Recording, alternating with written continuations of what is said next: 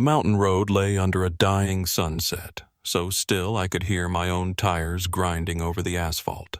The sky hung a dull gray. The forest held its breath. It felt as if the whole world had been caught inside an invisible trap. Then the headlights swept across. I froze.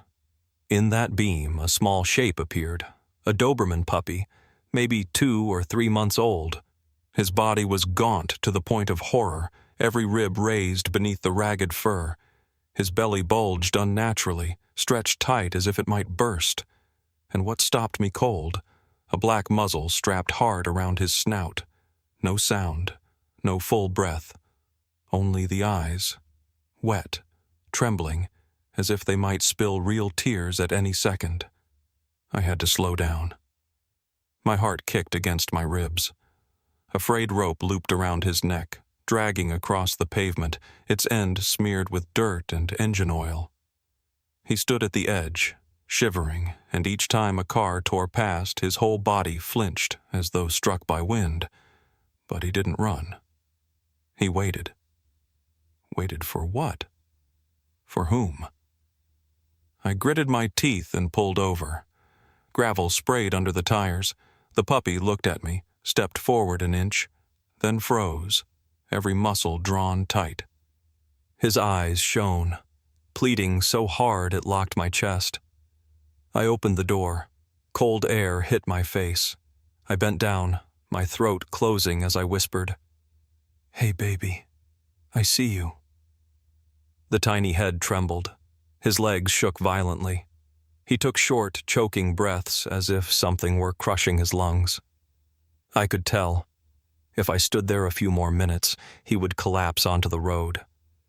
Right then, I knew this wasn't a stray. This was a life thrown away, a small heart suspended between living and dying, waiting for me to decide. And if I stepped back, the story would end here, on this mountain road, in the cold dark, swallowing the last scraps of light. I slammed the car door behind me. The metallic crack shot into the thick dark and echoed back. My steps felt like stone. My heart pounded so hard I could hear it in my ears. Far off, headlights swept the empty road, cut across the pavement, then vanished, leaving a silence that pressed down like a weight. The Doberman puppy was still there. 4 legs trembling, the rope dangling and dragging, his swollen belly making every stance look more painful. I stepped forward. He stepped back. Those wet, shaking eyes seemed to ask, "You'll leave me too, won't you?" I crouched low, pressed my bare hand to the freezing asphalt, and kept my voice soft. "It's okay, baby. I won't hurt you." The rough black muzzle dug into his tender snout. I saw raw skin rubbed red, his breath wheezing, caught halfway up his throat. I bit my lip until I tasted blood. Who could do this to a creature only months old? He stared at me, eyes flickering, pleading but hesitant. I reached into my jacket and pulled out the half sandwich. The scent of meat drifted into the cold air. For a heartbeat, his ears twitched. He stepped toward me, slow, the heavy belly dragging the small frame. That's when I heard it, the roar from above. The headlights of a truck barreling down the slope. The beam lashed across the tiny body at the edge of the road. My heart dropped. "No, don't!" I lunged forward. My hands seized the frail body and yanked him clear of the light. The truck blared its horn, hot wind lifting gravel into my face. In my arms, the puppy went rigid, trembling, but he didn't fight. He was so light it stole my breath. I could feel each wild heartbeat inside his narrow chest. I fought the muzzle. Harder than I expected. The clasp was jammed, tangled in fur. My hands shook, twisting, prying. When it finally snapped open, the first sound wasn't a bark. It was a long, rasping exhale, as if life had just been handed back to him. He didn't bite, didn't growl. He pressed his face into my chest, panting, smoke and dust and sweat mixing in the air. He looked up, eyes still wet, but now not only with fear. There was hope. I wrapped my arms around him and ran for the car. My feet hammered the pavement, each step like a drumbeat urging me on. I swung the passenger door open and set him down. He didn't move, just curled into the corner, shivering. I turned the key. The dash lit up. Inside the small cabin, I could hear his breathing. Thin as thread, breaking. His belly rose and fell heavily, each breath a battle. I reached out, brushed his back. He flinched but didn't retreat. Just glanced at me, eyes glinting. I whispered, my voice hoarse against the engine's hum. "You're safe now. Hear me, baby? You'll never have to wait in the dark again." The car sped on, leaving the cold mountains behind. In the rearview mirror, the red lights blurred, then disappeared. In the seat beside me, the small body still trembled, but for a brief second he tilted his head, leaning into the seat, as if at last he'd allowed himself to believe. I knew in that moment the story was no longer his alone. I had stepped inside it, fear and all, not knowing what tomorrow would bring. And I whispered once more, almost like a vow, "I won't leave you." Not ever. The road from the mountain to the city stretched twice as long that night. Inside the narrow cabin, I could hear every rough breath of the Doberman puppy. He curled up on the passenger seat, eyes wide in the dark, glancing at me now and then as if to make sure he wasn't being taken to another place of abandonment. Streetlights swept across in sickly yellow, laying blotches of light and shadow over his face, temporary scars on a childhood already torn apart before it had begun. When I turned onto my street, I eased off the gas. Windows stood silent. A few porch lights still spilled their glow onto patches of grass. I stopped in front of my small house and cut the engine. In the hush that followed, I could hear his heart, fast, urgent, echoing into the space, beating in time with my own. I opened the door, stepped out, bent, and lifted him. He didn't fight, only folded in on himself, trembling. His body felt weightless like a dry twig, yet the tight belly made every position awkward, painful. I held him close and walked quickly across the porch. The smell of old wood, damp earth, and a trace of bath soap lingered in the familiar air. That night, my house became a shelter after a long storm. I set him down on the rug, hurried to fill a bowl with water, and what soft food I still had in the cupboard. The small clatter of kibble into metal made his ears twitch. He stared, not moving closer. Only when I sat beside him and pushed the bowl nearer did he inch forward. And then, like a starving soul stumbling into a miracle, he began to eat.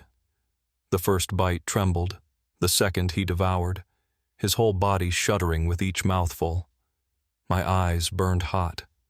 A tiny being, only months old, already forced to learn how to fight for life in silence.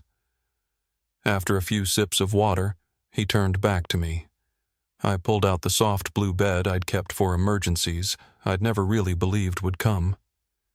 He circled twice, then folded down as if his bones had just remembered what rest felt like.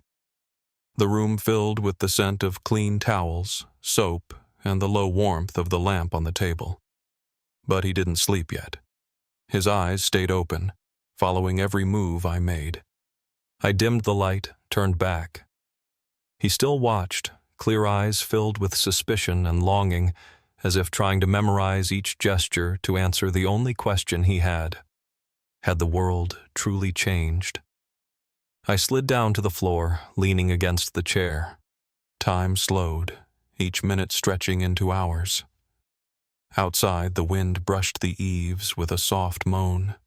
Inside, his breathing was still quick but beginning to steady, like an old door slowly closing.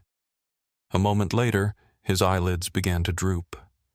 The small head dropped onto the bed, paws twitching as if running through some dream. At last, his eyes shut. A slow, heavy sleep. But his first, without chains, without engines screaming past, without the flinch of headlights sweeping over him. I sat and watched. A quietness filled the room, not the dead silence of the mountain road, but a stillness weighted with hope. Heat rose in my chest, and a long breath escaped me, as though I'd set down a burden I'd carried for years. I bent, let my hand brush his back. He didn't flinch. Instead, a faint tremor passed through him, then stilled, as if that small body had just allowed me into the locked boundary of his safety. I whispered, only for him and me, "Sleep, little one. From now on, you'll never be alone again." That first night wasn't longer than any other, but for me, it marked the beginning of something larger, something the tear-streaked Doberman puppy had somehow chosen to give me, the chance to rewrite my own story. The next morning, the first rays of sunlight slipped through the curtains, laying a thin stripe across the wooden floor. I opened my eyes after a night of almost no sleep. All night I'd sat by the small blue bed, listening to each heavy breath, afraid that even a moment's lapse would lose the fragile chance we'd been given. When I stirred, he stirred too. Dark eyes lifted to me, wet and still hazy. For an instant, I saw something different from the night before, still wary but no longer despairing. A tiny glint, some kind of question. "Are you really still here?" I walked over and set a bowl of clean water beside him. He hesitated, then began to drink slowly. Each sip he seemed to hold, savoring. Watching him warmed my chest. Things that feel ordinary to us were, for him, a miracle. From the cupboard, I took out the soft collar and red leash I'd kept for years. As I bent down, I caught the quick flinch, his body bracing for a squeeze. My heart pulled tight. I smiled, whispering, "It's okay. This is so we can go together, not to hold you back." When the collar clicked shut, he didn't fight. He simply stood, eyes following every move. I opened the door, inhaled the clear morning air, and stepped onto the porch. He crept after me. Our first walk happened on an empty street in pale sunlight. He stayed close to my legs, tail tucked, ears flicking back. Every few steps, he glanced over his shoulder, panic flashing as if expecting the old scene, a car stopping, a door opening, and being left again. I stopped, crouched, and laid my hand on his back. He trembled, but didn't pull away. I looked into his eyes and whispered softly, "I'm not leaving you. Hear me? I'm here." There was a pause. Then the tucked tail rose, just a little. Only a little, but enough to choke my throat. A small crack had opened in his wall of doubt. We moved on. At the vet's clinic on the corner, I didn't know how he'd react. But, to my surprise, he was astonishingly calm. When the nurse reached out, he didn't bark or bolt. Instead, he lifted one paw, like a tiny gentleman trying to prove he was worthy. The vet, a gray-haired woman with gentle eyes, knelt to examine him. Her hands ran along his thin back, checked his teeth and ears, then listened to his heart. I held my breath. She looked up and gave a faint smile. "His heart's good." Miraculously, his body's stronger than I thought.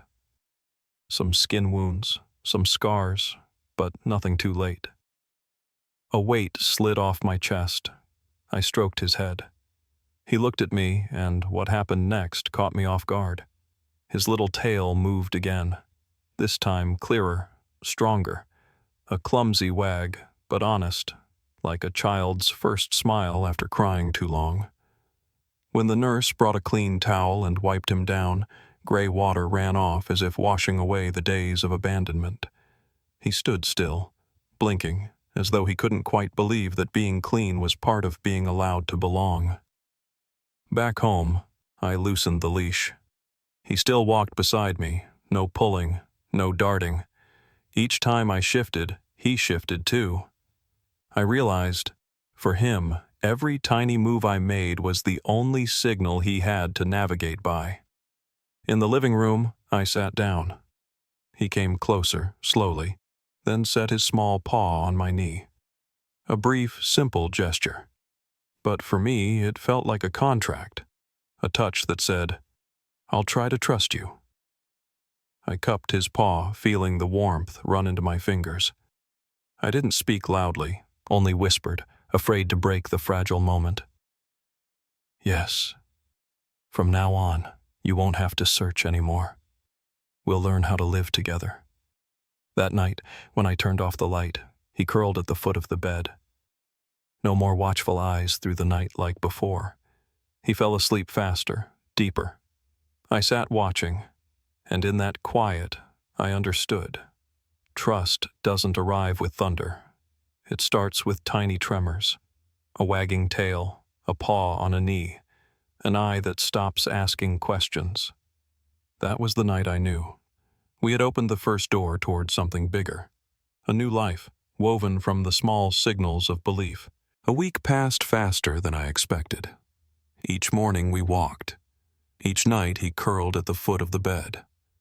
His small steps forward, a wag of the tail, a more trusting glance, were quiet fragments filling a house that had been empty too long. I began to believe his dark past might finally be slipping away. Until the recheck. The clinic smelled of antiseptic, its white fluorescent lights drumming on my nerves. He walked beside me, still shy but silent, as if he'd learned this place wouldn't harm him. My hand rested on his back, feeling each slight tremor. The vet bent down, her smile gentle. "Let's try scanning for a chip today. He may have belonged to someone." I nodded, a flicker of hope rising. Maybe a frantic family was out there. Maybe the last weeks were only a tragic mistake. The handheld scanner gave a single, sharp beep. The screen blinked. My stomach dropped. He had a chip. I looked down at him. He sat obediently with clear eyes, unaware that his entire past had just flashed onto a tiny screen. The vet typed the number into her computer. Words appeared. A name, vaccination dates, and neutering date. An address. A family. A door that once opened to him every night. My throat locked. My hand clenched the leash. He lifted his head, searching my face for a signal. He didn't know. But I did. He'd been carried once, slept on some warm floor, and been taken for vaccines like any other dog. And then one day, he was led to that cold mountain road, muzzle cinched, left to wait for death. We called. Once, twice, left messages. No reply, no voice on the other end. In that silence, my chest ached as if squeezed. I wanted to believe it was a mistake. But the vet only shook her head softly, laying a warm hand on my arm. "Sometimes people have already given up the right to be found." Her words fell heavy as stone.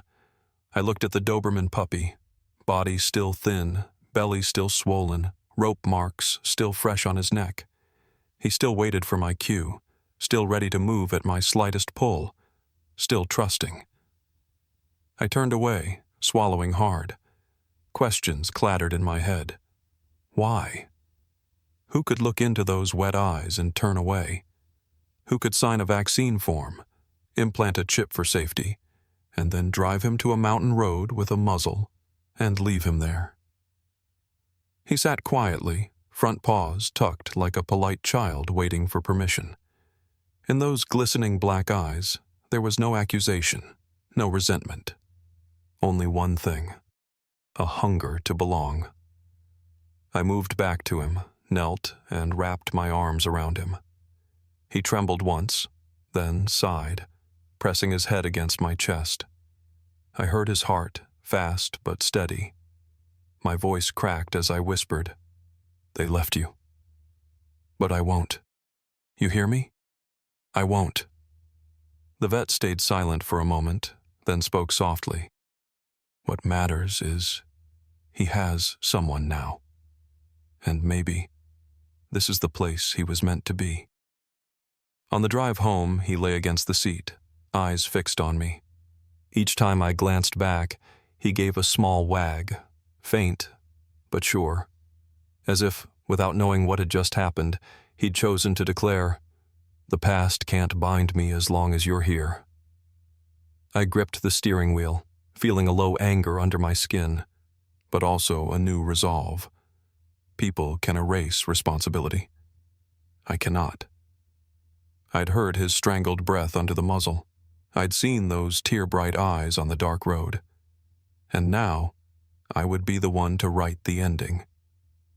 Back home, he walked in, circled the familiar room, then lay on the blue bed. Before closing his eyes, he looked at me once more. Without words, I understood the answer in his gaze. "I choose you." And I knew, no matter whose name or address that chip held, from today on, every paper, every date would be rewritten, by my name, by this house, by a promise never to abandon. From the day the microchip revealed the truth, I saw more clearly that his past wasn't something that could be erased, but the present could be rewritten one day at a time. So I began to build small rituals, steady habits, each one like a stitch repairing the torn fabric inside him. Every morning, we started with a short loop around the block. At first, he walked glued to my leg, tail tucked, ears tilted for every sound.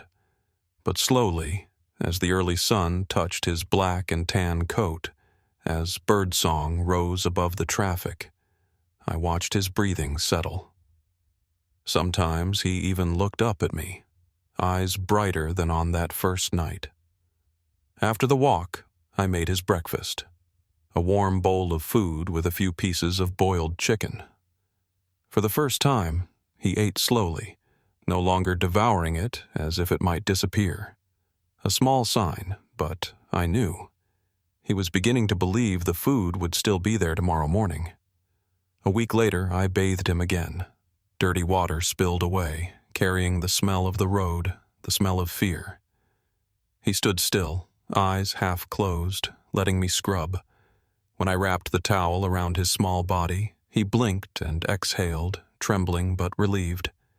It wasn't the ragged breath of that first day, but the breath of someone realizing the nightmare had ended. In the afternoons, I brought him toys. A rubber ball, a small stuffed bear that squeaked when bitten. At first, he only sniffed them. Then one day, when I pretended to toss the ball, he hesitated, trotted after it. After a few steps, he stopped, looked back as if to ask, "Are you sure this isn't a trap?" I nodded, and for the first time he picked the ball up, carried it back, tail flicking lightly. My heart almost burst. One evening, sitting on the sofa, I felt his small head press into my chest, not begging for food, not trembling in fear, just leaning in, breathing out, his whole frame quivering. That sound, I knew it was a marker. He'd stopped holding himself tight. He'd dared to release the weight he'd carried since being left behind. The next morning, something else happened. When I opened the door, he ran up, eyes bright, and let out a single bark. Just one, hesitant, like an instrument finding its note again. I laughed, tears rising. That bark wasn't just a sound. It was a declaration. I'm here. I have a right to speak.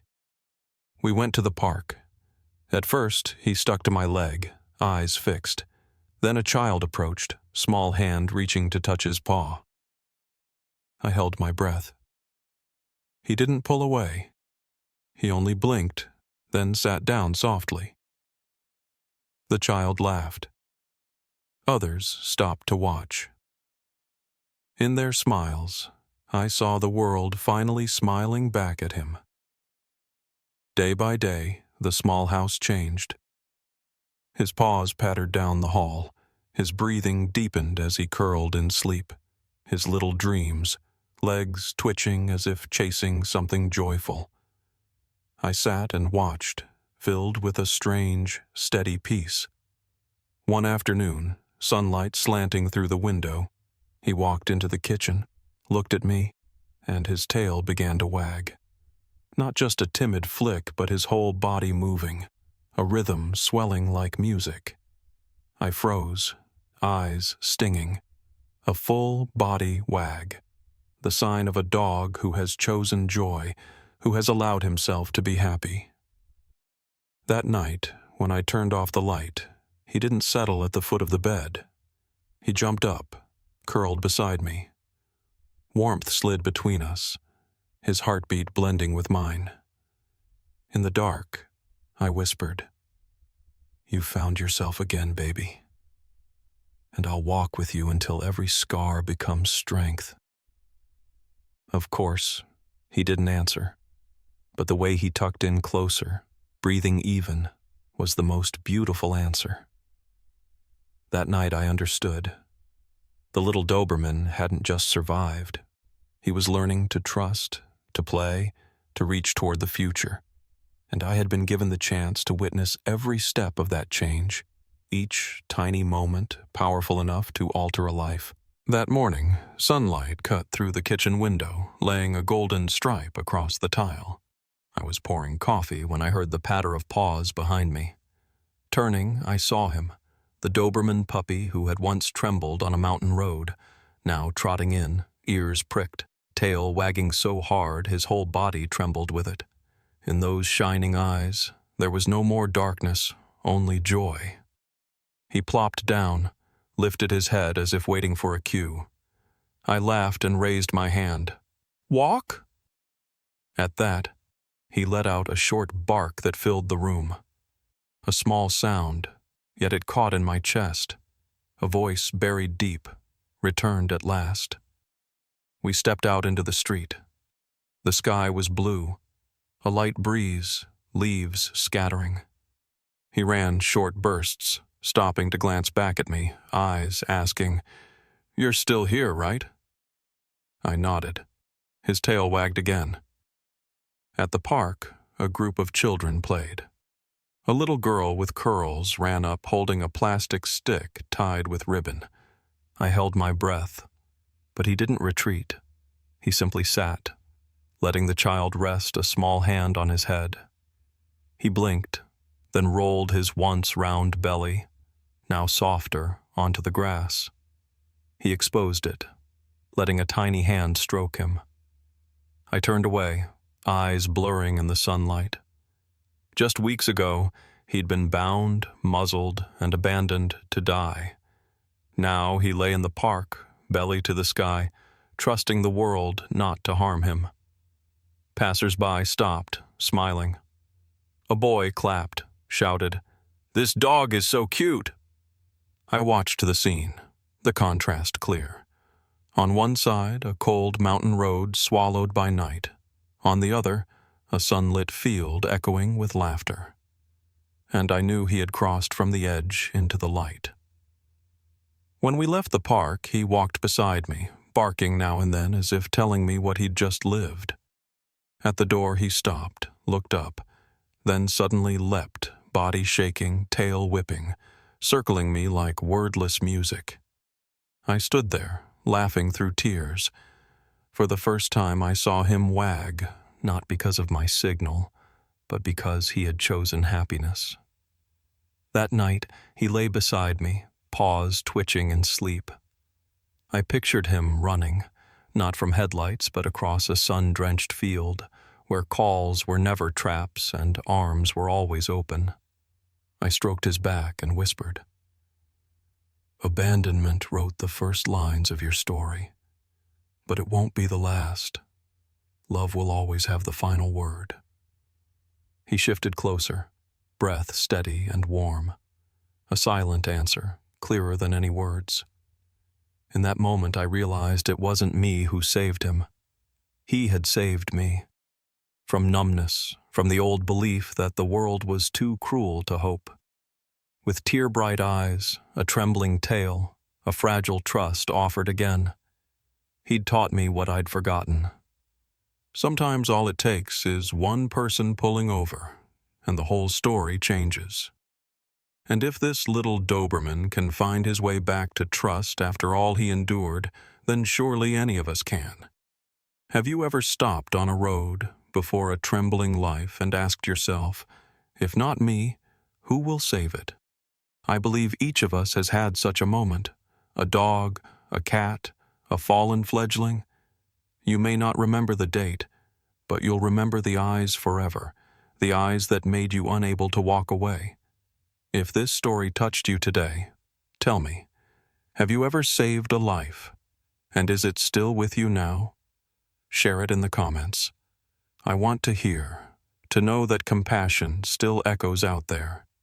Thank you for walking with me, and this little Doberman to the very end. Thank you for crying, for breathing with him, for believing that love can rewrite a story. And if you believe stories like this deserve to be shared, please subscribe. Not just to follow, but to help build a place where love is always the last word. Because maybe someday, you'll be the one who stops, opens the door, and writes a different ending for a life that's waiting.